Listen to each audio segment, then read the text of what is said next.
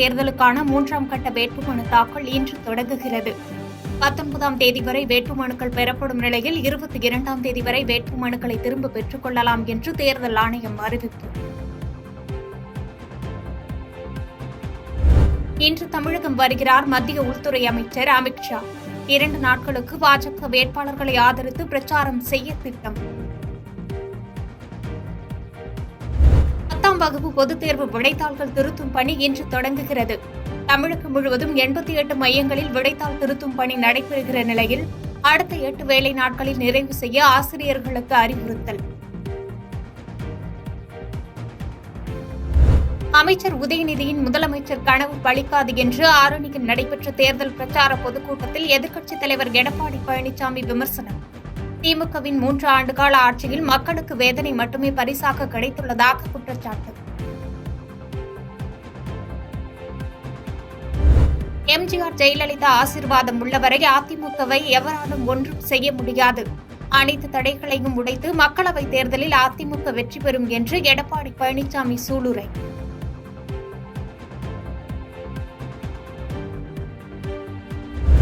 அதிமுக கொண்டு வந்த நலத்திட்டங்களை ரத்து செய்ததே திமுகவின் ஒரே சாதனை என்று எடப்பாடி பழனிசாமி சாடல். பெட்ரோல் டீசல் விலையை குறைப்பதாக அளித்த வாக்குறுதி என்ன ஆனது என்றும் கேள்வி. தமிழகத்தில் நடப்பது திராவிட மாடல் அரசு அல்ல, குழு அரசாங்கம். எதிர்க்கட்சித் தலைவர் எடப்பாடி பழனிசாமி கடும் தாக்கு. இந்தியா கூட்டணி ஆட்சிக்கு வருவது மிகப்பெரிய கேள்விக்குறி என்றும் கருத்து.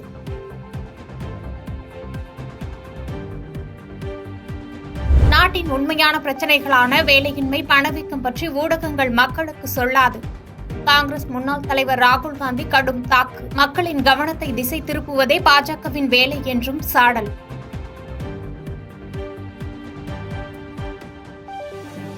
மத்திய நிதியமைச்சர் நிர்மலா சீதாராமன் பாஜக வேட்பாளருக்கு ஆதரவாக பிரச்சாரம் மேற்கொள்ள இன்று தமிழகம் வருகை. மாலை கோவையில் கோவை நாடாளுமன்ற தொகுதி வேட்பாளர் அண்ணாமலைக்கு ஆதரவாக வாக்கு சேகரிக்கிறார். 3வது முறை மட்டுமின்றி 4வது முறையும் பிரதமராக மோடி பதவியேற்பார். மக்கள் விரும்பும் வரை மோடியே பிரதமராக இருப்பார். மத்திய அமைச்சர் ராஜ்நாத் சிங் கருத்து. தமிழ்நாட்டில் 2026 சட்டசபை தேர்தலில் வெற்றி பெற்று ஆட்சி அமைக்க பாஜக கடுமையாக உழைத்து வருவதாகவும் பேச்சு.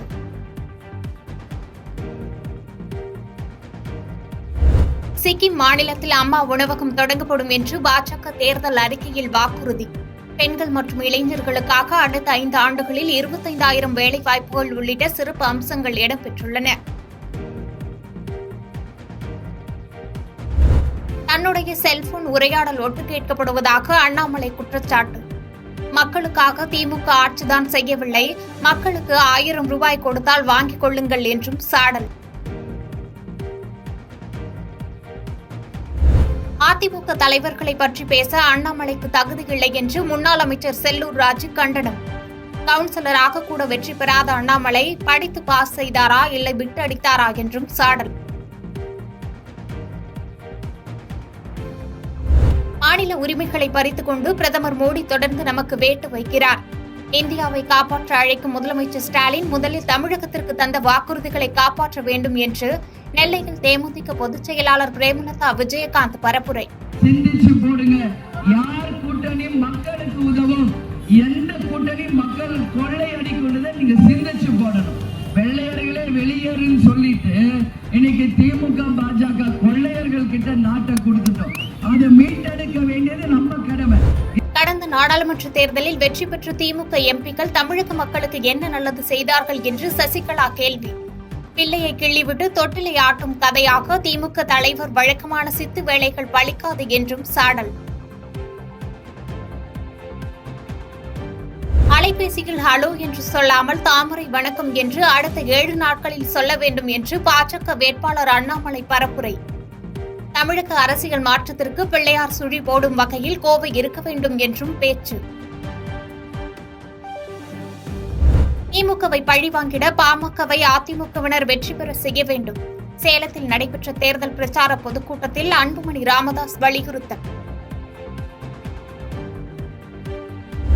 8 தடவை அல்ல 80 முறை தமிழகத்தை சுற்றி சுற்றி வந்தாலும் பாஜக தோற்கப் போவது உறுதி. சாத்தூரில் நடைபெற்ற தேர்தல் பிரச்சாரத்தில் மதிமுக பொதுச் செயலாளர் வைகோ பரப்புரை. தடுமாறிக் கொண்டிருக்கிற கூட்டணியாக அதிமுக செயல்பட்டு வருகிறது.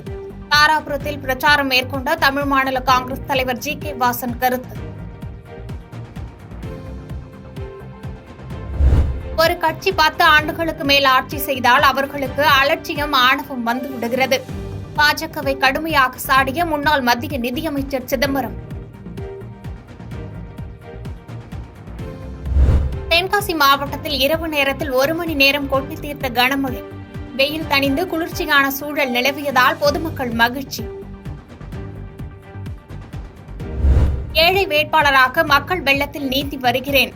பேரணாம்பட்டு பகுதியில் தேர்தல் பிரச்சாரத்தில் ஈடுபட்ட மன்சூர் அலிகான் பேச்சு.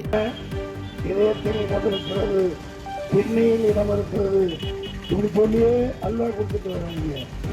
நான் ஏன் இங்க நிற்கிறேன்? எனக்கு என்ன தலைவிதியா? எளியவன், சாதாரணமானவன் பார்லிமெண்ட்டுக்கு போகணுமா வேணாமா? நடிகரும் அதிமுகவின் நட்சத்திர பேச்சாளருமான அருள்மணி காலமானார். பிரச்சாரத்திற்கு இடையில் ஓய்வு எடுத்தபோது மாரடைப்பு ஏற்பட்டு அருள்மணி உயிரிழந்தார்.